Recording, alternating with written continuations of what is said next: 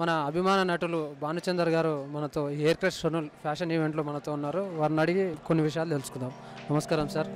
చాలా ఆనందంగా ఉంది మిమ్మల్ని ఇలా కలుసుకోవడం. ఓకే, ఎలా ఉన్నారు సార్? నేను బాగున్నాను. I'm good.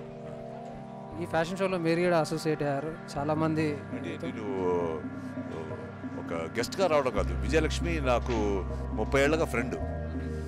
నా ఫ్రెండ్ మరి ఇంత బ్రహ్మాండంగా ఇంత సక్సెస్ అచీవ్ చేసిందంటే నాకు చాలా గర్వంగా ఉంది. సో ఇట్ ఈస్ ఇది తనది కాదు, ఇది మాది. We own it.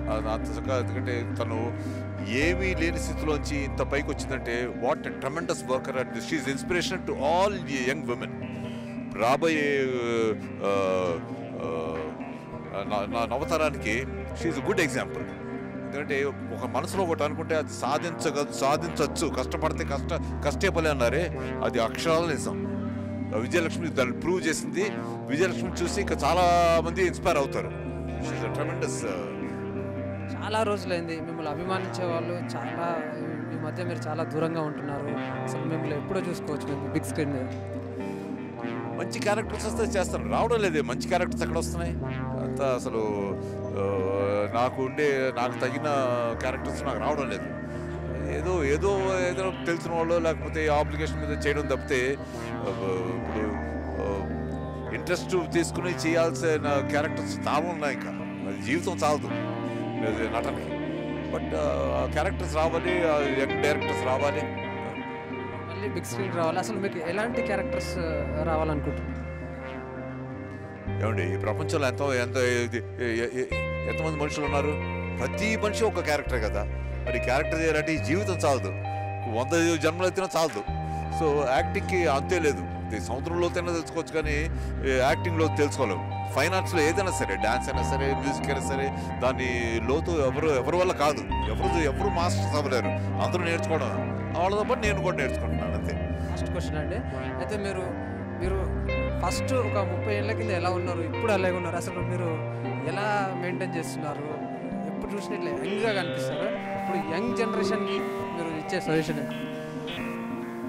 దయచేసి దేవుడిచ్చిన మన అవయవాల్ని దూషించకుండా, అదే ఇలాంటి అఫ్కోర్స్ టెంప్టేషన్స్ వస్తుంటాయి. అది సిగరెట్స్ ఆల్కహాల్ ఇట్లన్నీ దూరంగా ఉండాలి. అంటే ఒకసారి 2 తీసుకోవచ్చు. బట్ తీసుకోవడం వల్ల ఏంటంటే మీకు ఏంటి, అది సిగరెట్ తాగితే ఎలా ఉంటుంది, మందు కొడితే ఎలా ఉంటుంది అనే ఫీలింగ్ ఉందనుకో, ట్రై చేయండి ఒకసారి. చేసాక ఇది మనకు పనికిరాదు. ఎందుకంటే దేవుడిచ్చిన మన అవయవాలు మనకు అసలు కొన్ని కోట్లు ఇచ్చినా కూడా అది మళ్ళీ తిరిగి తీసుకోలేము. సో మనకి హెల్త్ కాన్షియస్గా ఉంటే జీవితంలో ఏదైనా సాధించవచ్చు. పైగా రెండోది ఏంటంటే ప్రతి మగ మార్షల్ ఆర్ట్స్ నేర్చుకోవాలి. దానివల్ల ఏంటంటే మనకి బయటే శరీరం కాకుండా లోపల నుండి అవయవాలు కూడా చక్కగా ఉంటాయి. సో అందరూ మార్షల్ ఆర్ట్స్ నేర్చుకోండి, హెల్తీగా ఉండండి, అనుకున్నది సాధించండి. ఎనర్జెటిక్గా ఉండడానికి ఇవే కారణాలు అంటారా? అవును, ఎనర్జెటిక్గా ఉండడానికి ఫస్ట్ వచ్చి మీ క్రమశిక్షణ.